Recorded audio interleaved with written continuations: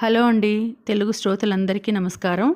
మన అలనాటి కథలు ఎవర్ గ్రీన్ స్టోరీస్ ఛానల్కి మీ అందరికీ స్వాగతం. గాజు బొమ్మలు రచన మాదిరెడ్డి సులోచన గారు. మనం ముగింపుకొచ్చేసాము. 4వ భాగంలో ఉన్నాము. ముందు భాగంలో శ్రీనివాస్తో రేణుకి పెళ్లి జరిగిపోతుంది. రేణు పెళ్ళైన తర్వాత శ్రీనివాస్ని మార్చాలనుకుంటుంది, కానీ మార్చలేకపోతుంది. తనే మారిపోయి నిద్ర మాత్రలకు అలవాటు పడిపోతుంది. ఈ విషయం గ్రహించిన సుశీల రేణును మందలిస్తుంది. రమణమూర్తి శారదను బాగా తిట్టి కొడతాడు, తన కొడుకుని అతి గారాబం చేసి పాడు చేసిందని. ఇలా సాగుతూ ఉంది కథ. తర్వాత ఏం జరుగుతుందో ఇప్పుడు తెలుసుకుందాం.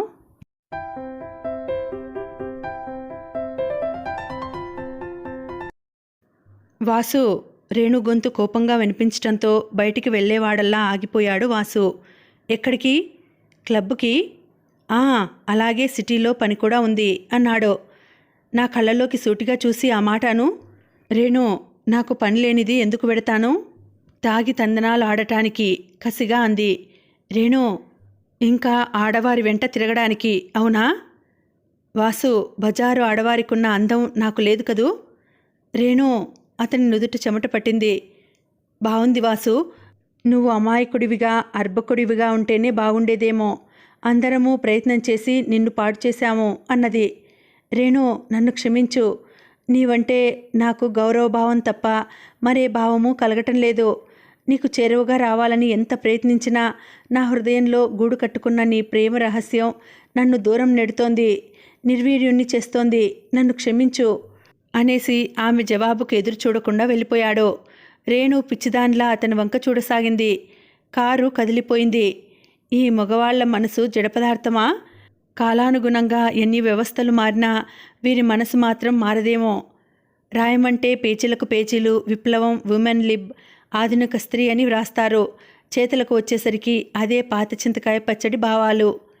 తను 10 మందిని ప్రేమించవచ్చు, కానీ తన భార్య వివాహానికి పూర్వం ఎవరిని అభిమానించకూడదు, ప్రేమించకూడదు. ఇదేం న్యాయం? తన ప్రేమ సంగతి తెలిసి ఎందుకు పెళ్లాడినట్టు? అందమైన భార్య అలంకారప్రాయమై ఉండాలి. రేణు మెల్లగా వంటింటి వైపు పోసాగింది.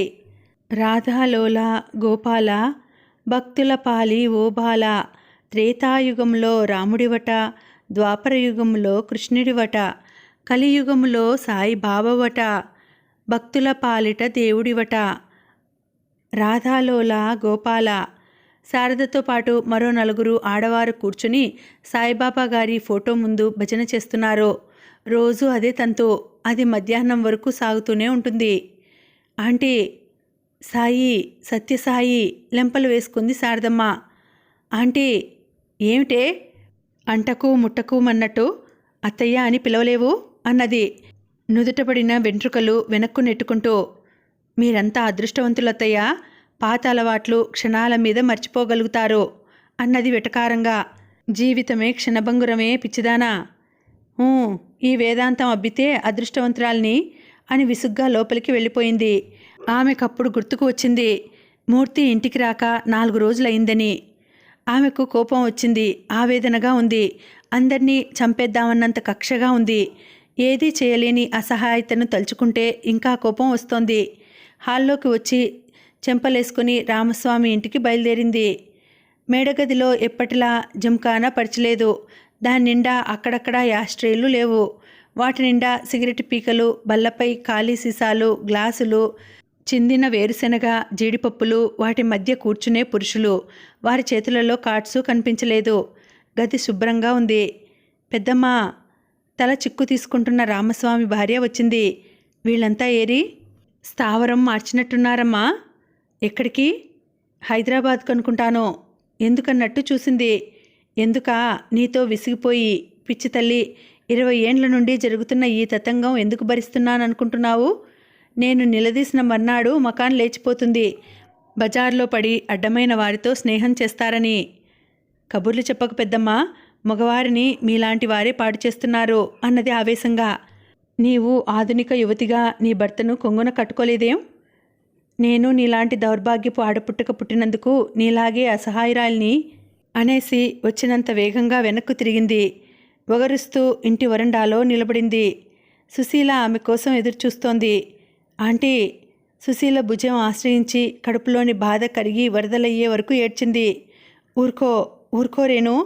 ఈ ఇల్లు ఇలా కావటంలో నా భాగం ఎంతుందో తెలియదు కానీ వాసును పెంచింది నేను కూడా. వాడు ఒక్కసారి చీకట్లో నుండి వెలుతురులో అడుగుపెట్టిన పాందుడిలా ప్రవర్తిస్తున్నాడు. వాడే దారికొస్తాడు. నువ్వు దిగులు పడకు ఓదార్చింది. రేణు ఏం మాట్లాడలేకపోయింది. ఆమె నుండి దూరం జరిగి కళ్ళు ఒత్తుకుని క్లుప్తంగా మామగారి విషయం అత్తగారి విషయం చెప్పింది. సుశీల నిట్టూర్చి వదిన గదిలోకి వెళ్ళింది. మరో 10 నిమిషాలలో అక్కడున్న ఆడవారు వెళ్ళిపోయారు. వారికి సుశీల అంటే హడలు. ఆ తరువాత వదిన మరదళ్ళు వాదోపవాదాలు వినలేక పెరట్లోకి వెళ్ళి జీతగాడు మొక్కలకు నీళ్లు పెడుతుంటే చూస్తూ నిల్చుంది రేణు. గదిలో ఏం జరిగిందో కానీ సుశీల కోపంగా బయటికి వచ్చి ప్రయాణం అయింది. అదేమిటి ఆంటీ, భోజనం చేసి వెళ్ళు. మీ అత్తగారిని చూస్తేనే కడుపు నిండిపోయింది, ఇంకా భోజనం ఎందుకమ్మా? అలుగుతున్నారా ఆంటీ? తలెత్తి చూసింది. రేణు కళ్ళల్లో అబలత్వం దీనత్వం లేవు. పసిపిల్లలను చూసి జాలిపడే భావం ఉంది. అలాకా, రా భోజనం చేద్దాం. సుశీల గదిలోకి వెళ్ళింది బట్టలు మార్చుకోవటానికి. ఆమె బయట నుండి వచ్చినప్పుడు తప్పక బట్టలు మారుస్తుంది. వెళ్ళి బలవంతంగా శారదను తీసుకువచ్చింది. సాయి సాయి అంటూ కూర్చుంది. సుశీల వంక చూడనైనా చూడలేదు. రేణు, ఈ మధ్య వ్యవసాయానికి పెట్టిన పెద్ద ఖర్చు ఏమిటి? కూర్చుని అడిగింది సుశీల. ఏముంది ఆంటీ, మొన్న యూరియా కోరమండల్ తెప్పించాం. 600 దాకా అయింది. ఏం బాగా గుర్తుకు తెచ్చుకో. ఇంకే ఖర్చు చేయలేదేమో? నాకు తెలుసా ఆంటీ. 6 నెలల క్రితం సంగతి చెప్పలేను కానీ ఈ 6 నెలల బట్టి నేనే చూస్తున్నాను. అన్నయ్య వ్యాపారం మూలపడినట్టుంది రేణు.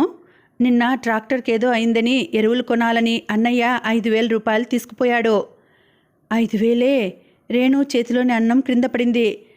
సుసి, మీ అన్నయ్య కలిస్తే అడుగమ్మా. నాకు భయపడే అప్పులు చేస్తున్నాడేమో. శారద కళ్ళు ఎర్రగా ఉన్నాయి. ఇప్పటి వరకు కనిపించిన సాత్విక భావం మచ్చుకైనా లేదా కళ్ళలో. అప్పని ఎవరన్నారు? ఓ, చెల్లెలివి కదూ. ఆప్యాయంగా ఇచ్చావేమో అన్నకు ఖర్చు పెట్టుకోమని. వెటకారంగా అని లేచి వెళ్ళిపోయింది.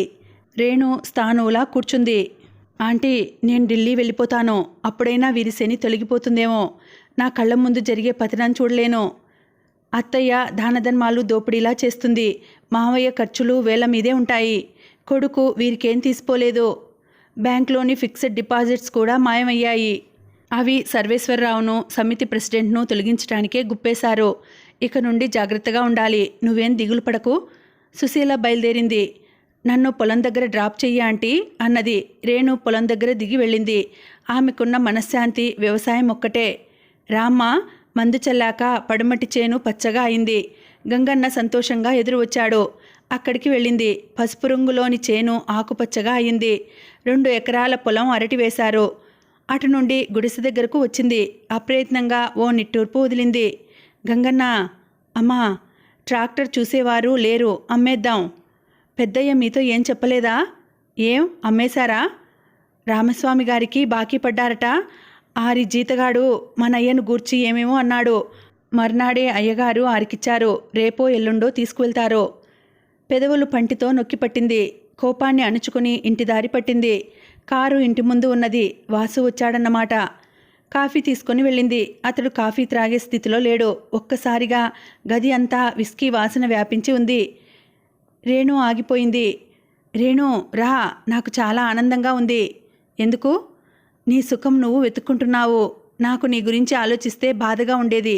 నాకేం అర్థం కావటం లేదు వాసు. నాకేదో ఇన్ఫీరియారిటీ కాంప్లెక్స్ అని, భార్యలా అచ్చు భరతనారిలా నటించమని సుశీలత్త చెప్పింది. ఇప్పుడు నటించాల్సిన అవసరం లేదు. వాసు రోషంగా చూసింది. నాకు నటించడం, వంగి వంగి ఉండడం రాదు. నీ మనసులో ఏముందో చెప్పు. అప్పుడప్పుడు సత్యం ఈ ఊరు వస్తున్నాడట కదా? సత్యమా?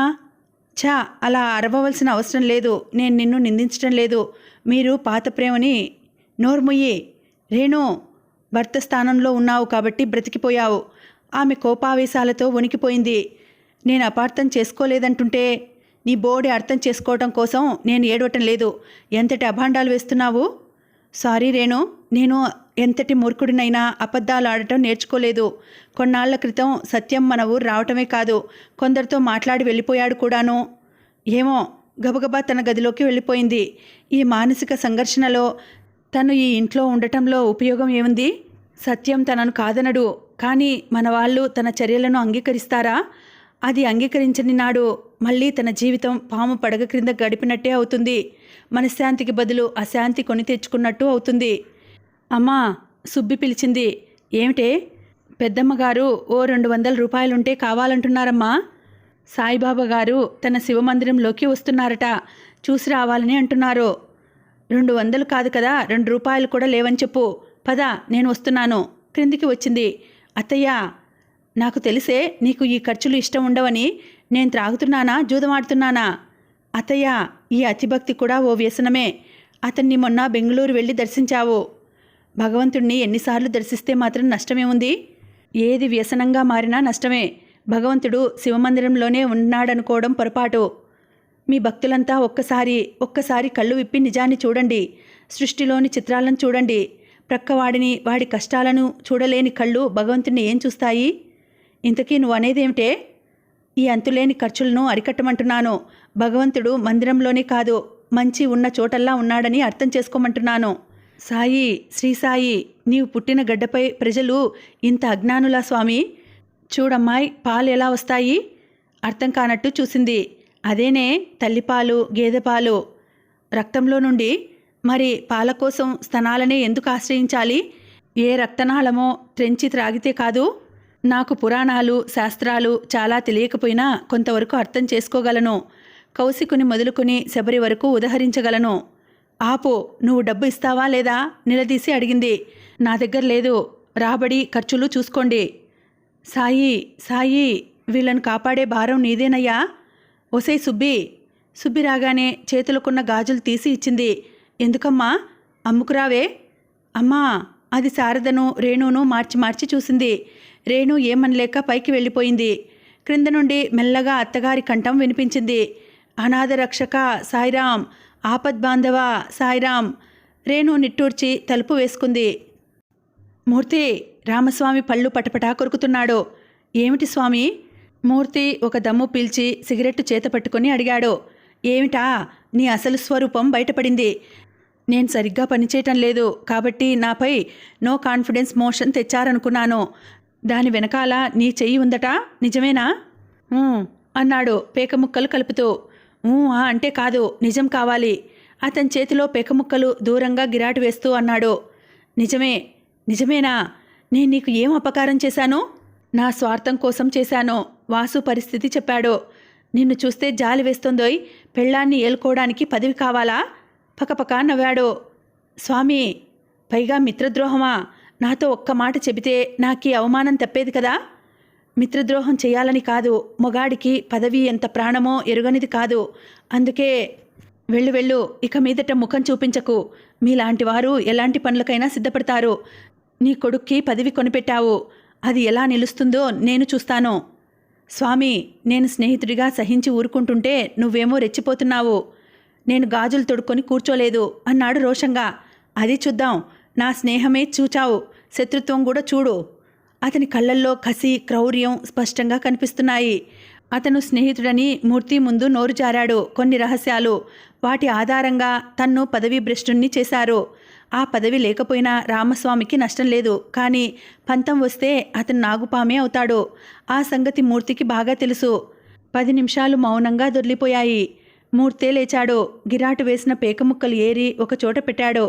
ఆల్ రైట్ బాయ్, వస్తాను. ఒక్క క్షణం రామస్వామి దగ్గర నిలబడి వెళ్ళిపోయాడు. అతనికి ఇంటికి పోవాలంటే భయం వేస్తోంది. కానీ చేతిలో ఒక్క పైసా లేదు. పాపం అనుకున్నాడు రేణును తలుచుకొని. ఆమె వేయించిన అరటితోట కూడా అమ్ముకున్నాడు. ఇక మిగిలినవి నగలు. పరువు కాపాడలేని ఆస్తిపాస్తులు ఎందుకు అనుకున్నాడు. తిన్నగా ఇంటికి బయలుదేరాడు. వారం రోజుల క్రితమే కారు అమ్మేశాడు. బస్సులో ప్రయాణం చికాకుగా ఉంది. మనిషికి కొన్నిసార్లు చిత్రమైన తెగింపు కలుగుతుంది. అలాంటి తెగింపే కలిగింది మూర్తికి. బస్సు దిగి ఇల్లు చేరాడు. బయటి వరండాలో గంగన్న, నాగయ్య, రేణు ఏదో తీవ్రంగా చర్చించుకుంటున్నారు. అమ్మయ్య, సమయానికి వచ్చారు మావయ్య. రేణు నిట్టూర్చింది. ఏం జరిగింది రేణు? వీళ్ళందరికీ జీతాలు ఇవ్వక 4 నెలలు అవుతోంది. కరెంటు మోటారు బిల్ కట్టలేదని వారు నోటీస్ ఇచ్చారు. నేను వస్తే మాత్రం ఏం చేస్తానమ్మా? ఉద్యోగమా సద్యోగమా? కమిషన్ వ్యాపారం చేసేవాడిని. ఇప్పుడు లాభం లేదని వదిలేశాను అన్నాడు కూర్చుని. మరెలా మావయ్య? అరటి తోట ఎందుకమ్మారు? కాస్త కరుకుగానే అడిగింది రేణు. అవసరముండే తీక్షణంగా జవాబు చెప్పాడు. నాది నేను అమ్ముకున్నానన్న భావం వినిపించింది. మీ అవసరాలు అధికారాలు నాకు అర్థం కావటం లేదు మావయ్య. నేను రేపు ఢిల్లీ వెళ్ళిపోతున్నాను. వెళితే వెళ్ళు, అందరూ బెదిరించేవారే. రేణు వెళ్ళి ఆలోచనలో పడింది. వెళుతూ నగలన్నీ ఇచ్చి వెళ్ళాలా, తీసుకువెళ్ళాలా? తీసుకువెళ్ళలేదు. ఇంట్లో ముగ్గురిలో ఎవరికిచ్చినా ఒక్కరోజులో కృష్ణార్పణం అవుతాయన్న సంగతి తెలుసు. ఆలోచించి సుశీలను రమ్మని కబురు చేసింది. త్వరగా వెళ్ళి బట్టలు సర్దుకోసాగింది. రేణు తిరిగి చూసింది. దిగులుగా వాసు నిల్చున్నాడు. అతని మధ్య ఇంటి పట్టున ఉండేది చాలా తక్కువ. నీరసంగా తయారయ్యాడు. పెదవుల చివర్లు పొక్కినట్టు కనిపించాయి. ఏం కావాలి అన్నది. ఏదైనా అవసరం ఉంటే తప్ప అతను పిలవడు. నా ఆరోగ్యం అంతగా బాగుండటం లేదు రేణు. డాక్టర్ దగ్గరికి వెళ్ళాలంటే డబ్బు లేదు. ఇనపెట్టె తాళాలు నా దగ్గర లేవు. తాళాలున్నా ఏం లాభం? అందులో డబ్బు లేదు. నీ నగలుండాలి. నగలా? తెల్లబోయినట్టు చూసి వెంటనే తమాయించుకుంది. వాసు, రేపు ఉదయం వరకు ఆగు. అన్నీ ఇచ్చి వెళ్ళిపోతున్నాను. ఎక్కడికి? సత్యం దగ్గరికా? అవును అన్నది కసిగా. అతను తన గదిలోకి వెళ్ళి పడుకున్నాడు.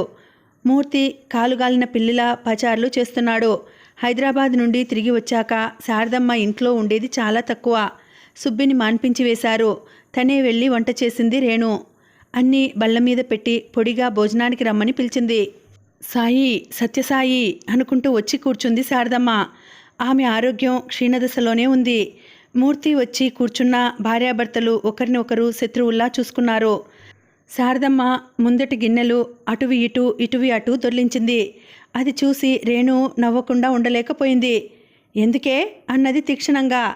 ఏం లేదత్తయ్య, నాకు తెలిసే నాకు భక్తి లేదని నటిస్తానని. ఆవిడ లేచి వెళ్ళిపోయింది.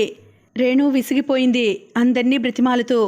అందుకే వాసు కోసం కూడా చూడక మూర్తికి వడ్డించి తను వడ్డించుకున్నది. ఆమె కళ్ళల్లోని విసుగు చూసి మూర్తి తల పంకించాడు. వాసు వచ్చి తల్లి లేకపోవడం చూసి రేణు వంక చూశాడు. ఏమిటన్నట్టు అలిగారు అత్తయ్య. ఎందుకు? రేణు జవాబు చెప్పలేదు. ఏం గారాలు పోయాడో గాని వాసు వెళ్ళగానే లేచి వచ్చింది. చాలా రోజుల తర్వాత కొడుక్కు వడ్డిస్తుంటే ఆమె కళ్ళల్లో కాంతి చూడగలిగింది. మరునాడు సుశీల వచ్చింది. ఆమెతో విషయమంతా చెప్పింది. అలాగే వెళ్ళు రేణు, బలవంతంగా ఆపడం నా అభిమతం కాదు. అప్పులు బాగా చేస్తున్నారు. ఈ ఇంటిని రక్షించడం ఎవరితరమూ కాదు అన్నది. నగలు జాగ్రత్తగా సూట్ కేసులో సర్దుతోంది. ఎప్పుడైనా వాసు బాగుపడితే అతనికి అవి దాచి ఇవ్వాలని ఆమె ఆశ. వాసుకు ఈ పరిస్థితులు చికాకుగా ఉన్నాయనుకుంటే సుశీలను చూడగానే అతనికి చికాకు మరింత ఎక్కువైంది. సిటీలో తను చేసిన అప్పుల ఆరా అడుగుతుంది. ఆమెకు ముఖం చూపించలేక తన ఆఫీసు వైపు వెళ్ళాడు. అందరూ ఆశ్చర్యపోయారు. అతను హాజరవటమే. మిగతా విషయాలన్నీ గణపతి చూసుకుంటాడు. మంచి సమయానికే వచ్చారు, రండి, ఇక్కడో చిన్న తగువ వచ్చింది గణపతి చెప్పాడు. ఇద్దరు అన్నదమ్ములట. వ్యవసాయం చేస్తూ లాభాలు రావటం లేదని ఒకతను వెళ్ళి చిన్న చిన్న కాంట్రాక్ట్స్ చేశాడట. ధనవంతుడయ్యాడు. అప్పుడప్పుడు వ్యవసాయానికి పెట్టుబడి పెట్టాడు. అందుకే పొలం అంతా నాదే అంటాడు కాంట్రాక్టర్. అతను పెట్టిన పెట్టుబడి క్రిందకి తల్లి తండ్రి యావత్ కుటుంబాన్ని పోషించానంటాడు రెండోవాడు. వాసుకు ఇద్దరన్నది సబబుగానే ఉంది. అంతా అయోమయంగా ఉంది. మిగిలిన సభ్యుల వంక చూశాడు. మనం తీర్పు ఎప్పుడు డబ్బున్నవాడి వంకే చెప్పాలి సార్. వాడు పైకి వెళ్ళినా గెలిచే తీర్తాడు. గణపతి సలహా ఇచ్చాడు. అది అన్యాయం. ఒకరిద్దరు అడ్డు చెప్పినా వాసు వినలేదు. వ్యవసాయానికి పెట్టుబడి పెట్టాడు కాబట్టి పొలం కాంట్రాక్టర్కే చెందుతుందని. ఇదెక్కడి న్యాయం, మీరెక్కడి పంజులు అంటూ ఆ వ్యవసాయదారుడు లబోదిబోమన్నాడు. మిగతా పంజులు ముసిముసిగా నవ్వుకున్నారు. మీరు న్యాయం లంచం తీసుకుని చెబుతారా? అతని ప్రశ్నకు తెల్లబోయాడు. తనను అంత మాట అంటాడా? వాసుకు ఎన్నడూ రానంత కోపం వచ్చింది. అతన్ని కాలర్ పట్టి ఆ చెంప ఈ చెంప వాయించాడు. జనం గుమిగూడి విడదీశారు. అతను వెళ్ళిపోయాడు. పోలీసులకు రిపోర్ట్ ఇస్తానని. మనసంతా చికాకుగా ఉంది. పైనుండి 2 మెమోలున్నాయి. ఎరువుల పంపిణీ సరిగ్గా జరగటం లేదని, సర్పంచ్ గారు ఎప్పుడూ కనిపించరని, ప్రభుత్వం బీదలకు కట్టించిన ఇళ్లకు స్వంతదారుడు కట్టిన మొత్తం పైకి చేరలేదట. గణపతి గారు, ఎరువులు మనం పంచలేదా? అదెప్పుడూ జరగదు కదండి. అదేం? చాలా నాళ్లుగా వస్తున్న ఆనవాయితీనండి. వచ్చిన కోట 3 భాగాలు చేస్తాం. ఒకటి మీకు, ఒకటి రామస్వామికి, ఇంకో భాగం మెంబర్స్ అంతా పంచుకుంటాము. ఆ సంగతి నాకు చెప్పలేదేమిటి? మీ నాన్నే చెప్పాడు కదండి, మీకేం తెలియదని, సబబుగా తోచినట్టు చేయమని. వాసు అనుమానంగా అతని వంక చూశాడు. అక్కడున్న వారంతా చెవులు కొరుక్కోవటం, ముసిముసిగా నవ్వుకోవటం కనిపించింది. తెలగాల ఇళ్ల డబ్బు మనం పైకి పంపలేదా? అది నాకేం తెలుసండి, మీకే ఇచ్చాను. నాకిచ్చారా? మీరు అలా అంటారని, మీకు మతి స్థిమితం లేదని నాకు తెలుసు సార్. షటప్. నా మనసు స్థిమితంగా లేదా? మాటలు తిన్నగా రానియండి సార్. ఇదిగో మీరు డబ్బు ముట్టినట్టు సంతకం కూడా పెట్టారు. రసీద్ చూపాడు. వాసు మతి పూర్తిగా పోయింది. తనకేదో భూమి వివరాల సర్టిఫికెట్ కావాలంటే ఓ తెల్ల కాగితం పైన సంతకం పెట్టి మ్యాటర్ టైప్ చేయమన్నాడు. మోసం, దగా అరిచాడు వాసు. మిస్టర్ వాసు, ప్రాణ స్నేహితుణ్ణి పదభ్రష్టుణ్ణి చేయటం మోసం కాదా? డబ్బిచ్చి మెంబర్లను లోబర్చుకోవడం మోసం కాదా? మీరు చేసినవి మంచి పనులు మీ చేతి క్రింది వారు చేస్తేనేమో దగా అయిందా? వాసు తిరిగి చూశాడు. టీవీగా పైపు నోట్లో పెట్టుకుని నిల్చున్నాడు రామస్వామి. మావయ్య, అరే అందరూ మతి చెల్లించిందన్నారు, ఇంకా వావి వరుసలు గుర్తున్నాయే? పక్కున నవ్వాడు రామస్వామి. వాసు ఆ నవ్వు భరించలేకపోయాడు. రామస్వామి చెప్పిన దాంట్లో అబద్ధం, అతిశయోక్తి గాని ఏమీ లేవు. మీ పదవి మీరే తీసుకోండి మావయ్య. మీ నాన్న చెయ్యి చాపి నా కొడుకు ఈ పదవి వల్ల మొగాడు అవుతాడురా అంటే వాడి చేతిలో ఇంకా ఎన్నో పడవేసేవాడిని. వాడు ఏ నీతితో నాకు నీళ్లు తెచ్చాడో అలాగే నేను తెస్తాను. మావయ్య అసహనంగా అరిచి ఇంటిదారి పట్టాడు. వెనుక రకరకాల మాటలు అంటున్నారు. ఊరపిచ్చుకకు బ్రహ్మాశ్రమ రామస్వామి గారు తండ్రి లాంటివాడు కాదు, అంతా ఆయన ఆడిన నాటకం. ఆయనకు అయ్యగారికి ఎంత దోస్తి, ఆయనకేం శని దాపురించిందో పాపం. ఇలా అనుకుంటున్నారు జనం. ఎందుకు పనికిరానివాడు పరిపాలన చేయొచ్చుననే భ్రమ ప్రజల్లో కలుగజేశారు కొందరు నాయకులు. డబ్బిచ్చి ఓట్లు వేయించుకోవడం మానితే తప్ప సరి అయిన నాయకుడు రాడేమో. అంతా వాసు లాంటి కాలక్షేప రాయిళ్ళు హోదా కోసం, తమ వ్యాపకం కోసం వచ్చి వారు పాడయ్యేది కాక చుట్టూ ఉన్నవారిని పాడు చేసిపోతారు. వాసు జీవితంలో మొదటిసారి తండ్రిని ఎదిరించాడు. నాన్నా, ఏమిటి వాసు, రామస్వామి మామయ్యను మోసం చేశారా? ఎవరన్నారు? ఎవరంటే ఏం, నిజమేనా? తీవ్రంగా ఉంది అతని కంఠం. అప్పటికే తమ తమ పనులు వదిలి అందరూ హాల్లోకి వచ్చారు. వాసు వాలకం అందరికీ ఆశ్చర్యంగానే ఉంది. మోసమేముందిరా, అతను చేసిన అవకతవకలు ప్రభుత్వం దృష్టికి తెచ్చాను. ఓ, స్నేహితుడని ఆలోచించకూడదా? అన్యాయం అన్యాయమే. వాసు, అక్కడ అనుభూతులకు ఆప్యాయతకు చోటుండరాదు. శభాష్. వాసు వెళ్ళి కుర్చీ లాక్కొని కూర్చున్నాడు. వెళ్ళి నాపై ఫిర్యాదు చేయండి నాన్న, తనపై మోపబడిన అభియోగాలు చెప్పాడు. వాసు, అదంతా అబద్ధం, గణపతి చేసిన కుట్ర. అవన్నీ 2 రోజులలో చక్కబరుస్తాను అనునయంగా అన్నాడు మూర్తి. అవును నాయనా, నువ్వు ఇంటి పట్టునే ఉండి విశ్రాంతి తీసుకో. ఎంత నల్లబడిపోయావో చూడు. ఆప్యాయంగా చెంపలు నిమిరింది శారదమ్మ. ఏమ్మా, నన్ను బ్యూటీ కాంటెస్ట్కు పంపుతారా? వెటకారంగా అడిగాడు. వాసు, వాసు నువ్వేనా ఇలా మాట్లాడుతున్నది?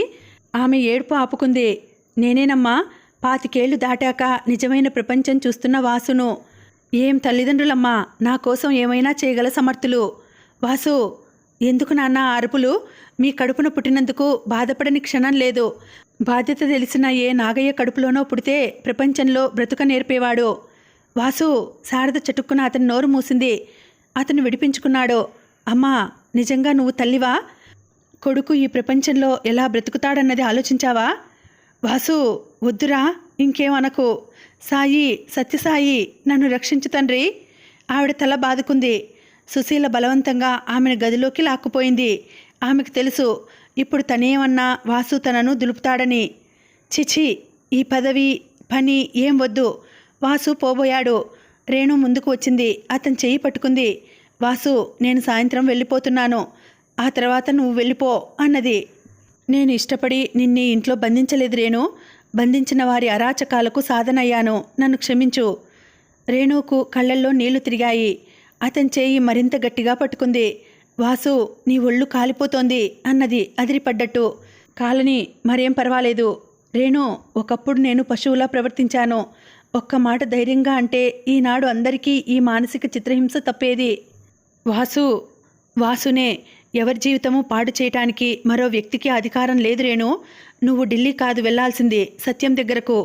వాసు, నేను వెటకారం చేయటం లేదు. మనసు లేని నిన్ను బాధించటం భావ్యం కాదు. నువ్వు భారత నారివి అవుతావేమో కానీ నేను భారత వీరుణ్ణి కాను. చెప్పేది ఒకటి చేసేది మరొకటి కాకూడదు. అతను రేణును దగ్గరగా తీసుకున్నాడు. ఆప్యాయంగా తల నిమిరాడు. రేణు, వచ్చే జన్మంటూ ఉంటే మనిద్దరం బాధ్యత గల తల్లిదండ్రులకు ముద్దు బిడ్డలుగా పుట్టి. వాసు బావురుమంది. అవును రేణు, నీపై నాకున్నది ఏ భావమో తెలుసుకోలేని అంధకారంలో పెరిగాను. వాసు, నువ్వు చెప్పినట్టు వింటాను. మొదట నువ్వు పడుకో. నీకు జ్వరంగా ఉంది. పర్వాలేదు రేణు, మానసికంగా సంపూర్ణంగా ఆరోగ్యవంతుడిని అయ్యాను. అవసరం వస్తే నాకెవరున్నారు? నీ దగ్గరికే వస్తాను. సత్యం హృదయం నాకు తెలుసు. వాసు, వద్దు, అలాంటి నిర్ణయానికి రాకు. జీవితం అంటే భార్యాభర్తల సంబంధమేనా? మనం మంచి స్నేహితుల్లా ఉండి మిగిలిన ఆస్తిని సద్వినియోగం చేద్దాం. లాభం లేదు రేణు, నా జీవితం బాగు చేసుకోలేనంతగా పాడైపోయింది. అది పిరికివారనే మాట మూర్తి కలుగజేసుకున్నాడు.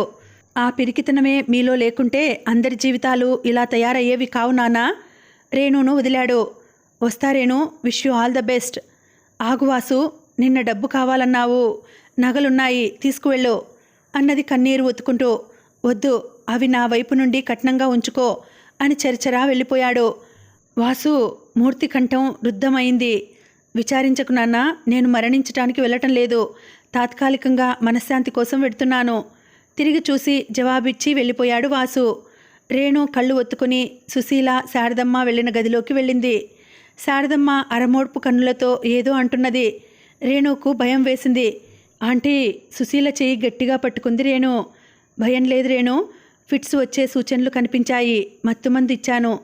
నేను వదినను నర్సింగ్ హోమ్కి తీసుకువెడతాను. కొన్నాళ్ళు ఈ వాతావరణానికి దూరంగా ఉంటే మంచిది అన్నది. నేను వస్తానాంటీ. నువ్వు ఢిల్లీ వెళ్ళిపోవా? ఈ స్థితిలో అత్తయ్యను వదిలి వెళ్ళనా? అంత బండరాయిని కాను ఆంటీ. ఒక పని చెయ్యి రేణు, నాగయ్య గంగన్న సాయంతో ఈ పొలం కౌలుకి ఇచ్చివేయి. మామయ్య, మరో గంట అయితే ఆయన లోకం ఆయనది అన్నది బలవంతంగా కన్నీరు అదిమిపట్టి. మంచిది ఆంటీ అన్నది అక్కడి నుండి బయటికి వచ్చేస్తూ. మధ్యాహ్నం శారదమ్మను తీసుకుని సుశీల వెళ్ళిపోయింది. మూర్తి పెగ్గు మీద పెగ్గు వేస్తూ ఒక్కడే పేకాడుకుంటున్నాడు. 3 రోజులు భారంగా దొర్లాయి. తుని నుండి వచ్చిన రాజులబ్బాయి పొలం కౌలుకు తీసుకోవటానికి అంగీకరించాడు. ఉభయ పక్షాల వారు ఆమోదించిన విషయాలు రాశారు కాగితం పైన. గడ్డి కంచెలు, మామిడి తోటలు నాగయ్య చూసుకుంటాడు. వాటి మీద వచ్చిన ఆదాయంలో 3 వంతులు యజమానులకు, 1 వంతు నాగయ్యకు వస్తుందని కూడా మరో పత్రంలో రాసుకున్నారు. అవి సంతకాల కోసం తీసుకువెళ్ళింది రేణు. రేణు, వచ్చావా? 2 ఆటలు ఆడదాంరా. ఈ కాగితాలపై సంతకం పెట్టు మావయ్య. పొలాలు అమ్మాలనా? నవ్వాడు. పడి నవ్వాడు. లాభం లేదు రేణు, నేను ఆ ప్రయత్నాలు చేశాను. ల్యాండ్ సీలింగ్ వచ్చాక రిజిస్ట్రీ కాదని కొనేవారి భయం. ముద్దుగా వస్తున్నాయి మాటలు. అమ్మటానికి కాదు మావయ్య. నువ్వు అమ్మినా పర్వాలేదు, తెలివిగల పిల్లవి. మరి నేను సంతకం పెడితే నాతో ఒక్క ఆట. అలాగే అన్నది. ఆమె చూపిన చోటల్లా సంతకాలు పెట్టాడు. వాళ్ళను పంపించి వచ్చింది. ఓ 2 గంటలు పేకాడారు. రేణు, నిజంగా నువ్వు వెళ్ళిపోతావా? వద్దు రేణు, వెళ్ళి సత్యాన్ని తీసుకురా. రేణు, ప్లీజ్, ఒక్క 10 రూపాయలు ఇవ్వవా? ప్లీజ్. రేణు బలవంతంగా తన భావాలను, కన్నీటిని అదిమిపట్టి క్రిందకు పరిగెత్తుకు వచ్చింది. సత్యం ఫలానా రకంగా జీవించాలని ఎప్పుడూ కలలు కనలేదు. కష్టే ఫలి అన్న సామెతలో మాత్రం విశ్వాసముంచాడు. అతడు వ్యాపారంలో అడుగుపెట్టాక కాస్త గడుసుదనము అవసరమని గుర్తించాడు, నేర్చుకున్నాడు. ఒకే నెలలో లక్షాధికారి కాలేడు, కానీ ఆర్థిక స్థితి మెరుగయింది. తండ్రి రిటైర్డ్ కావడంతో అందరూ ఒకే చోట ఉంటున్నారు. ఈ ఏడే చిన్న చెల్లెలు విజయ పెళ్లి కూడా చేశారు. విజయను చదివించాలని ఉన్నా ఆ అమ్మాయికి అభిరుచి లేదు. అందుకే తగిన సంబంధం చూసి పెళ్లి చేసి పంపించాడు. ఆఖరివాడికి ఐఐటీలో సీటు వచ్చింది. అతను ఖరగ్పూర్ వెళ్ళిపోయాడు. సత్యం సాయంత్రం తండ్రి కోసం పళ్ళు, తల్లి కోసం పూలు తీసుకొని ఇంటికి వచ్చాడు. తల్లి పలహారం పెట్టింది. నువ్వు తీసుకోమ్మా. నేను మధ్యాహ్నమే తీసుకున్నాన్రా. శ్రీలక్ష్మి పెళ్ళి అయినప్పుడు పెద్దగా మార్పు కనిపించలేదు. ఇప్పుడు విజయ, చిన్న వెళ్ళిపోవడంతో ఇల్లంతా బోసిగా ఉంది అన్నది. నాన్నగారు ఇంటి దగ్గరున్నారు, నయమను అన్నాడు పకోడీలు నములుతూ. ఏం నయమురా, భోజనం కాగానే పేపర్ ముఖానికి వేసుకొని నిద్రపోతారు. నిద్రలేచి రేడియో ముందు కూర్చుంటారు. పలహారం కాగానే వాక్ అంటూ వెళ్తారు అన్నది. పోనీ కొన్నాళ్ళు శ్రీలక్ష్మి దగ్గరికి పెడతావా? తను రమ్మని రాసింది. ఈ వయసులో మీ నాన్న చెయ్యి కాల్చుకుంటారా? క్యారేజ్ తెప్పిస్తాను. అవేవి వద్దు బాబు. ఇన్నాళ్ళు బాధ్యతలు బరువులు అంటూ పెళ్లి గురించి నేను అడగలేదు. ఇప్పుడు ఆలోచించు సత్తు. మౌనంగా ఉంటే సరిపోతుందా? నా ప్రశ్నకు జవాబు కావాలి. ప్రశ్న అడగందే జవాబు కావాలంటావేం? సత్తు, నా దగ్గర నీ ఎత్తులు సాగవు. ఇప్పుడు ప్రశ్న అడుగుతున్నాను. అమ్మాయిని నీవు చూసుకుంటావా, నన్ను చూడమంటావా? బాగుందమ్మా నీ ప్రశ్న. ఇప్పుడే పెళ్లి విషయం ఎత్తావు, నన్ను ఆలోచించుకోనివ్వు. ఆడపిల్ల పెళ్ళి అయితే డబ్బెలా కట్నం అడుగుతారేమోనని ఆలోచించాలి. నీకేం ఆలోచనరా? ఇది ఆధునిక యుగం. ఆడ మగ ప్రశ్న లేదు. నాకు మొదట చిన్న ఇల్లు కట్టుకోవాలని ఉందమ్మా. అంతేనా? ఆ తర్వాత కారు కొనాలని, ఫారిన్ వెళ్ళాలని ఉండదు? ఎందుకుండదు? మనిషి ఆశాజీవి. అందుకే దేని మార్జిన్ దానికి వదలాలి అన్నది. నేను చేసుకోనని అనలేదు. కొంత సమయం కావాలి అంతే నవ్వాడు. సరస్వతికి తెలుసు విషయాలను సాగదీయటం మంచిది కాదని. నీ ఇష్టం. మరి చిన్న చదువు అయ్యి అమ్మా నాకు పెళ్లి చేసుకోవాలని ఉన్నదే, అన్నయ్యది కానిది ఎలా అంటే నేను నోరు మూసుకునే పరిస్థితి రాకూడదు. రాజు వచ్చి వెళ్ళాడు. అలాంటి పరిస్థితి రాదమ్మా అన్నాడు. అతనికి తెలుసు బంధువులలో చాలామంది ఇంటికి రాకపోకలు సాగిస్తున్నారు.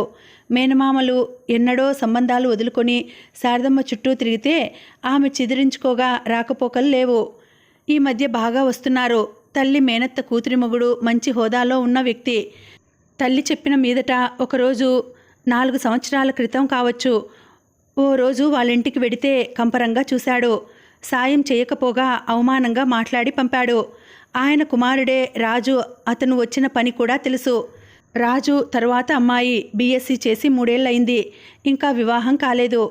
ఆ అమ్మాయి అంటే అతనికి ద్వేషం లేదు. కానీ అంతగా అవమానించి తోటి మనిషిని మనిషిగా చూడని వారితో సంబంధం ఊహించలేకపోతున్నాడు.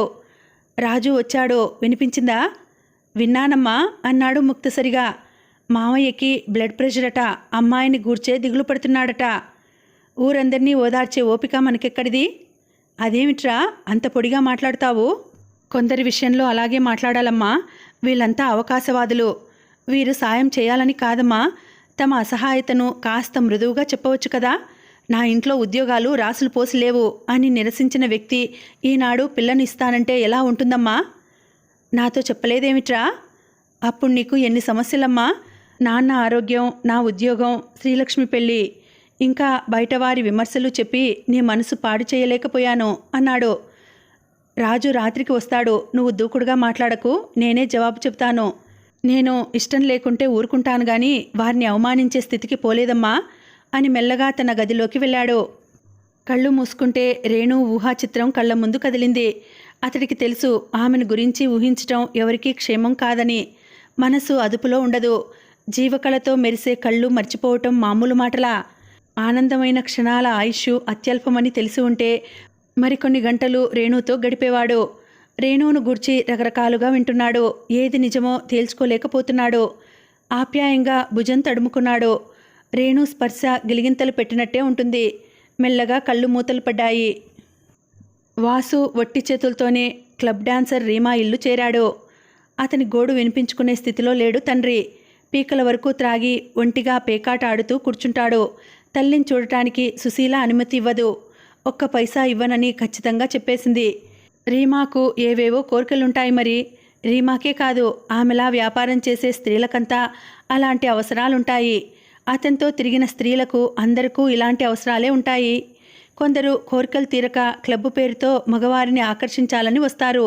కొందరు బాగా డబ్బున్న వితంతువులో వృద్ధ భర్తతో బాధపడలేకనో వస్తారు. అన్ని రకాల స్త్రీలతో స్నేహం చేశాడు వాసు. రీమా అందరికీ భిన్నంగా అందంగా యవ్వనంలో ఉన్నది. మెల్లగా ఆమె ఇంటి తలుపులు త్రోసి లోపలికి అడుగుపెట్టాడు. ఆమె అక్క స్వెటర్ అల్లుతూ కూర్చుంది. ఓ వచ్చినవా వాసుజీ? ఈరోజు ఈ ఫ్లాట్కి అద్దె కట్టవలే అన్నది. వాసు గుండెలో రాయిపడింది. ఆ ఫ్లాటు అద్దె 300 రూపాయలు. తన దగ్గర 3 రూపాయలు కూడా లేవు. అట్లా నిలబడితేరేం బయటో అన్నది. Hello darling. గదిలో నుంచి యువతలికి వచ్చిన రీమా హఠాత్తుగా వాసు మెడకు చేతులు వేసింది. హలో. ఆమెను నడిపించుకుంటూ గదిలోకి వెళ్ళాడు వాసు. రీమా, మీ అక్కతో చెప్పు నేను మళ్ళీ ఉత్త చేతులతో వచ్చాను అన్నాడు సిగ్గుపడుతూ. పర్వాలేదు. వాట్, నీకు జ్వరం వచ్చినట్టుంది? వారంలో 4 రోజులు జ్వరం వస్తుంది అన్నాడు దిగులుగా. మరి డాక్టర్కు చూపించు డార్లింగ్ అన్నది అతనికి దూరం జరుగుతూ. నా దగ్గర డబ్బు లేదని ఎలా చెబుతాడు? ఫోన్ మ్రోగింది. రీమా వెళ్ళి 1 నిమిషం మాట్లాడి వచ్చింది. వాసు, నేను 2 గంటల్లో వచ్చేస్తాను. You lie down my boy. Old fox Raman పిలిచాడు. అతని ముందే డ్రెస్సు మార్చుకుని వెళ్ళిపోయింది రీమా. దిండ్లకు చేరబడి కళ్ళు మూసుకున్నాడు. రేణుని చేరాలంటే సత్యం ఎత్తి నడిచిన దృశ్యం గుర్తుకు రావటం, ఆమెకు దూరం వెళ్ళటం జరిగింది. రీమా తనను అక్కడుంచే ధనికుడైన రామన్ దగ్గరకు వెళ్ళింది. చాలాసార్లు చాలామంది దగ్గరకు వెళ్ళింది. ఆమె వెడుతున్నా ఆపడేం? ఆ ఎంగిల్నే అమృతంలా భావిస్తాడేం? జవాబు దొరకలేదు. ఆకలిగా కూడా ఉంది. అలాగే కళ్ళు మూసుకుని పడుకుంటే బయట నుండి రీమా అక్క గొంతు మాత్రం వినిపించి ఈ స్థలం నీకు శాశ్వతం కాదని హెచ్చరించినట్టు అయింది. 12 దాటాక వచ్చింది రీమా. స్నానం చేసి గదిలోకి వచ్చింది. వాసు, భోజనం చేశావా? అన్నాడు అభిమానంగా. రీమా ఎన్ని విధాలుగా ప్రయత్నించినా ఆ రాత్రి జడుడిగా ఉండిపోయాడు. మర్నాడు లేవలేకపోయాడు. వాసు రీమా కేక విని ఏదో ప్రమాదం జరిగిందని అనుకున్నాడు. ఏం జరిగింది డార్లింగ్? రీమా జవాబు చెప్పక అతని ముఖం, చేతులు, అనాచ్ఛాదితంగా ఉన్న పొట్ట చూసింది పరీక్షగా. ఏమిటిది రీమా? వాసు, నీ శరీరం మీద ఆ మచ్చలేమిటి? నాకు తెలియదు. నాకు మందులు రోజు వాడే అలవాటుండేది. కొన్నాళ్ళుగా మొండిగా తిరుగుతున్నాను. మరి ప్యాచెస్ లేచాయి. శరీరంలో వేడి ఎక్కువగా ఉన్నట్టు ఉంది. నీకెలా తెలుసు? అనుమానంగా అడిగింది. మూత్రం సరిగా పాస్ చేయలేకపోతున్నాను.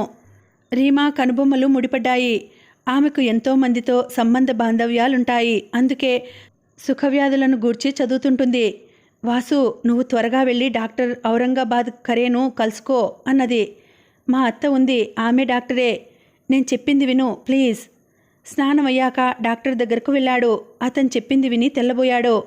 సుఖవ్యాధట. బాగా ముదిరాక వచ్చావు మిస్టర్. ఇదిగో ప్రిస్క్రిప్షన్. మిస్ సుశీల ఇంజెక్షన్లు ఇస్తుంది, తీసుకో. అతను కాగితం చేతిలో పెట్టాడు. మీ కన్సల్టేషన్ ఫీజు ఎంత డాక్టర్? డోంట్ వరీ, రీమా తన బిల్లులో వ్రాయమంది అన్నాడు. రీమాలో ఇంత మంచితనం ఉందా?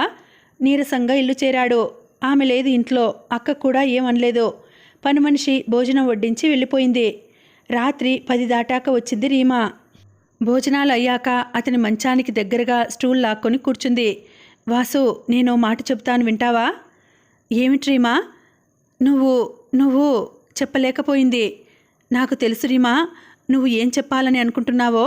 నీలో మానవత్వం, మంచితనం చెప్పనీయటం లేదు, అవునా? వేదాంతిలా నవ్వాడు. వాసు, మేము డబ్బుకు శరీరాలు అమ్మినా మనసుందిగా. అది కాక నిన్నెప్పుడూ కస్టమర్లా చూడలేదు. నాకు తెలుసు రీమా. మేము మా దగ్గరికి వచ్చేవారి దగ్గర డబ్బు లాగుతాము.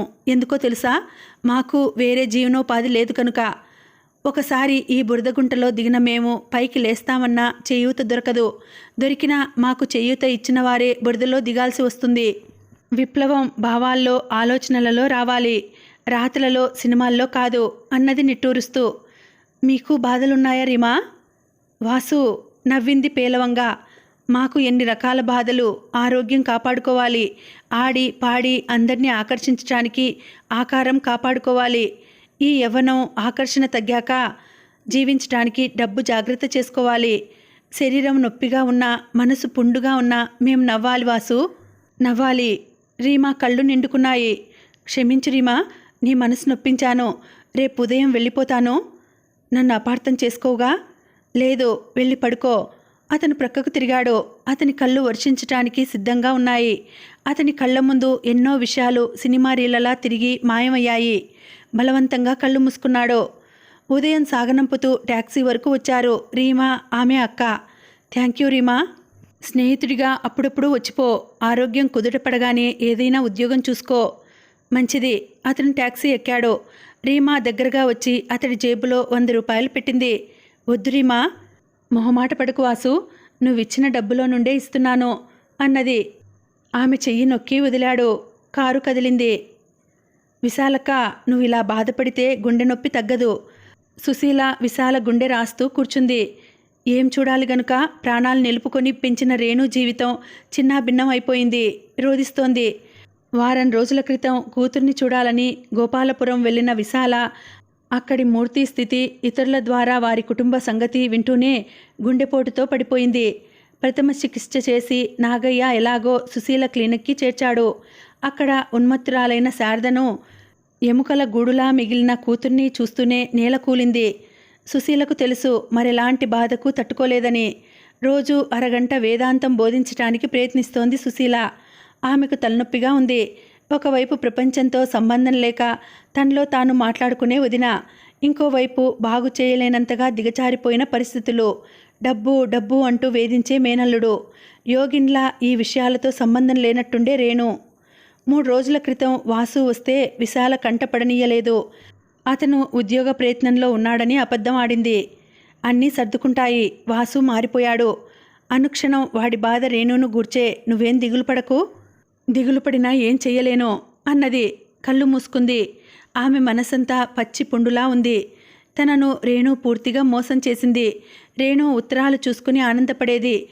ఎప్పుడు రమ్మన్నా రాదని తనే బయలుదేరి వచ్చింది. రాకున్నా బాగుండేది. ఆ భ్రమలోనే బ్రతికేది. ఆమె మౌనం చూసి సుశీల వెళ్ళిపోయింది. విశాలకు కన్నీళ్లు ఆపుకోవటం తరం కావటం లేదు. అమ్మా, పళ్ళరసం తీసుకుని వచ్చింది రేణు. రేణు తల్లి దగ్గరగా వెళ్ళింది. ఏమిటమ్మా ఈ అవతారం ఏమిటే? ఏవి మిలమిలలాడే ఆ కళ్ళు, నిగనిగలాడే నీ బుగ్గలు, నీ చలాకితనం ఏమైందే? నా రేణు అమ్మ మాట కోసం అభిమానపడిన నా తల్లి ఏదే? అమ్మా, ఏమిటమ్మా నీ వెర్రి? ఇంకేమో అనబోయింది. దగ్గుతెర అడ్డుపడింది. జలుబు చేసిందా రేణు? ఆదుర్దాగా లేవబోయింది. కాస్త జ్వరంగా ఉంది. ఇప్పుడే ఆంటీ దగ్గర మందు తీసుకుంటాను. నువ్వు ఈ రసం త్రాగు. నాకేమైందే పిచ్చిదానా? పద, లేచింది విశాల. అమ్మా, నువ్వు లేవకూడదు. నువ్వు నోరుముయ్యవే, పద. కూతురు చెయ్యి పట్టి సుశీల కన్సల్టింగ్ రూమ్ వైపు వెళ్లారు. వీరిని చూసిన నర్స్ తెల్లబోయింది. లోపల పేషెంట్ ఉన్నారు. ఉంటే ఉండని, ప్రక్కనే కూర్చుంటాం. లోపలికి వెళ్ళి చిరపరిచితమైన కంఠం విని తెల్లబోయారు. నన్ను క్షమించత్తయ్యా, సుఖవ్యాధులుంటాయని కూడా నాకు తెలియదు. అప్రాచ్యుడా, నోర్మొయ్యి. నీ ఈ పతనం చూడకూడదనే కాబోలు తల్లి తండ్రి చెరో రకంగా ఉన్మత్తులయ్యారు. అత్తయ్యా, అత్తయ్యనేరా, బంగారం లాంటి రేణు జీవితంలో నిప్పులు పోసావు. పోసి నువ్వు బాగుపడి బావుకున్నదేముంది? వెళ్ళిపోరా, వెళ్ళు. సుశీల గొంతు ఏడవడానికి సిద్ధమైనట్టు వినిపించింది. అత్తయ్య, తిట్టే కంటే ముందు ఒక్కసారి ఆలోచించవెందుకు? నేను ఇలా తయారు కావటానికి అమ్మా నాన్నతో పాటు నీ భాగము ఉంది. నాకు నీ ముఖం చూపించకు, వెళ్ళు. సుశీల తల బాదుకోవటం వినిపించింది. రేణు చిగురుటాకులా కంపించిన విశాల మరుక్షణమే నేల కూలింది. అమ్మా, అమ్మా! తల్లిని అటు ఇటు కదిపింది రేణు. రేణు పిలుపు గదిలో వారికి వినిపించిందేమో. ఇద్దరూ బయటికి వచ్చారు.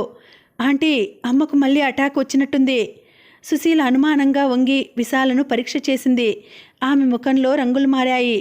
తననే ఆత్రంగా చూస్తున్న రేణును దగ్గరకు తీసుకుంది. ధైర్యంగా ఉండు రేణు. ఆంటీ, అమ్మకు, అమ్మ మనల్ని విడిచిపెట్టి వెళ్ళిపోయింది. కాదు, నిమిషం క్రితమే నన్ను పిలిచింది. సుశీలను విదిలించి తల్లిని కదిపింది రేణు. రేణు! సుశీల గొంతు పూడుకుపోయింది. రేణు స్పృహ తప్పినట్టు తల్లి శవం మీద పడిపోయింది. ఇంట్లో ఎటు చూసినా నిశ్శబ్దమే. రేణుకు పిచ్చెత్తినట్టుంది. ఒక మూల కూర్చుని శారదమ్మ తనలో తాను మాట్లాడుకుంటుంది. ఈ ఏడు పంట బాగాలేదు, వ్యాపారము బాగాలేదు. ఏమిటో గమ్మత్తు. వాసు శ్రద్ధగా ఐఏఎస్కు చదువుతున్నాడు. వచ్చేస్తున్నాడు. సుశీ, కాస్త నీ అల్లుణ్ణి చూడవమ్మా. ఏమిటి, మా కోడలు అందమైనదా? మరేనమ్మా. ఆ ధోరణి చూడలేక కాసేపు పేక ఆడుదామని ప్రక్క గదిలోకి వెళ్ళింది.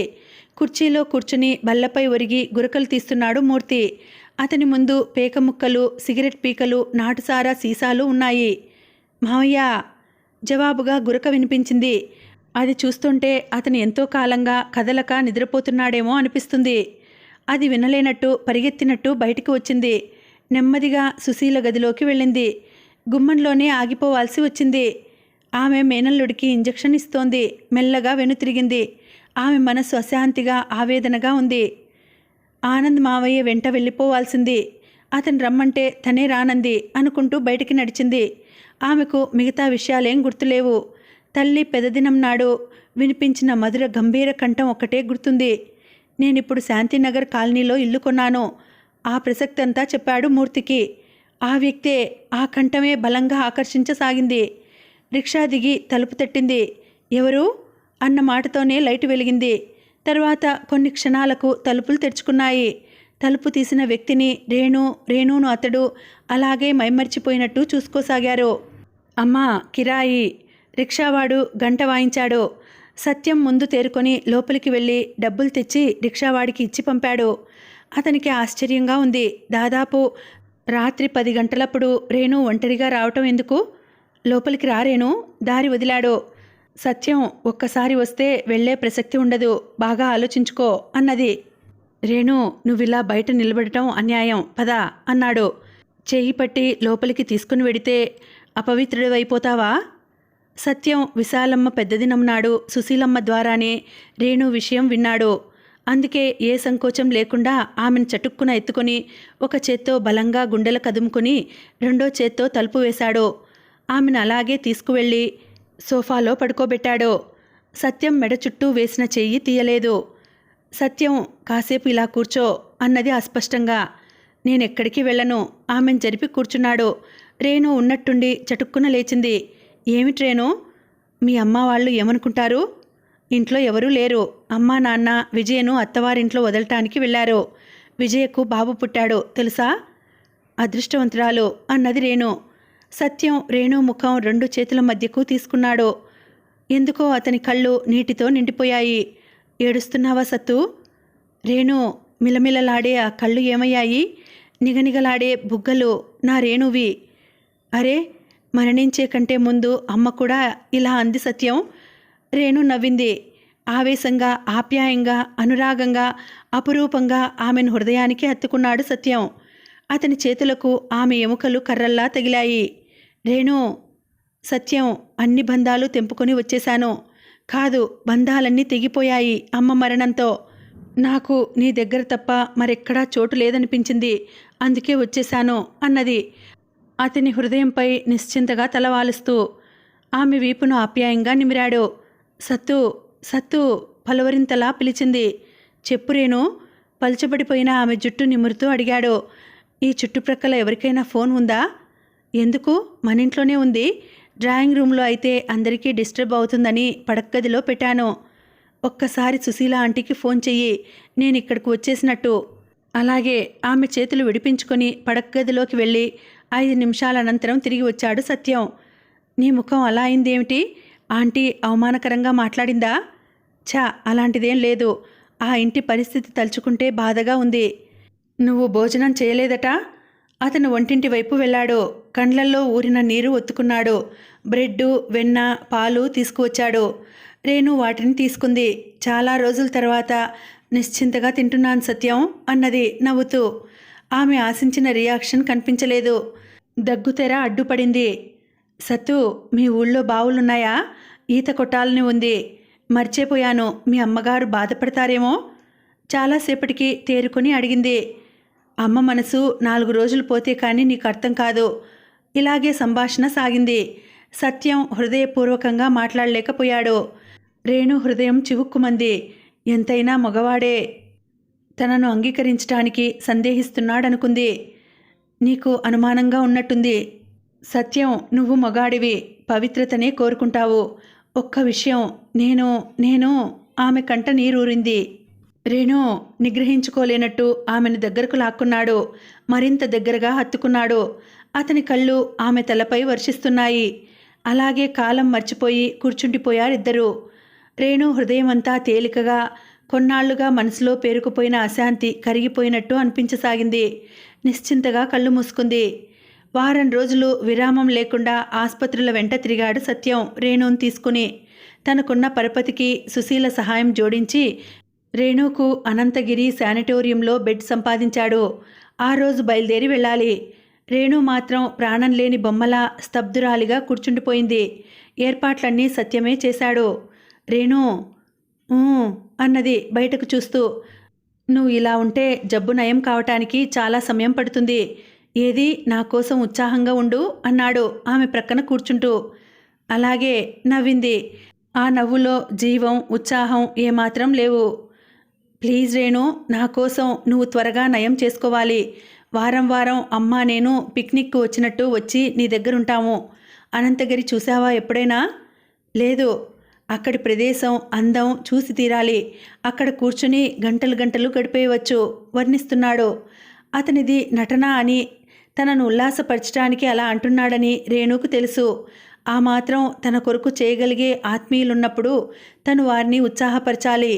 జీవితంలో ఇంతవరకు సాధించింది ఏమిటన్నది జవాబు లేని ప్రశ్న. ఒకరికొకరు నటించటం ఆత్మవంచన అంటారు ఆధునికులు. ఒకరి కోసం మరొకరు చేసే చిన్న చిన్న త్యాగాలలో ఆనందం వారికి తెలియదు. జీవితంపై సమగ్ర దృష్టి లేదు అనుకుంది. ఏమిట్రేను ఆలోచిస్తున్నావు? ఏం లేదు, నాకు శానిటోరియంకు వెళ్లే ముందు ఏదైనా పిక్చర్ చూడాలని ఉంది. ప్రయత్నపూర్వకంగా నవ్వి అంది. గుడ్, అలా ఉండాలి. కొన్నిసార్లు నాకు ఏం తోచదు, అలాంటప్పుడు చెబుతూ ఉండాలి. ఉత్సాహంగా ఆమె చెయ్యి నొక్కాడు. ఆ చేతిని అలాగే పెదవుల కానించుకున్నాడు. నువ్వు తయారవు మరి అని తను బాత్రూం వైపు వెళ్ళాడు. అతను తలుపు వేసుకోగానే ప్రాణం లేనట్టు గోడకు చేరబడి కళ్ళు ఒత్తుకుంది. టీబీ ఈ కాలంలో ప్రమాదమైన జబ్బేం కాదు, కానీ రేణుకు తన అదృష్టంపై విశ్వాసం పూర్తిగా నశించింది. అయినా సత్యం కోసం నవ్వాలని కళ్ళు ఒత్తుకుంది. సమాప్తం. రేణుకు తన జబ్బు నయమయ్యి హాయిగా సత్యాన్ని పెళ్లి చేసుకుని సుఖంగా కాలం గడపాలని మనం ఆశిద్దాం. మళ్ళీ వచ్చే వీడియోలో కలుసుకుంటాను. అంతవరకు సెలవు. నమస్తే. Thank you for watching.